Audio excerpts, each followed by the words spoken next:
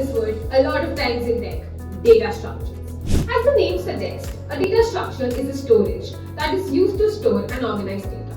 It helps in arranging data on your computer in a way that it can be accessed quickly and efficiently whenever needed. Let's take a look at two types of data structures. First, stacks. Stacks are essentially like a pile of books kept on top of each other. You will need to pick up the last book stacked on the pile first to be able to read it, whereas the first book you stacked will be picked up last. This is exactly how stack stores data in a computer. Second, queues. A queue works the opposite way of a stack. Think of data waiting in a line for their turn. In a queue, whatever data is entered first is accessible first. It is also described as first in and first out.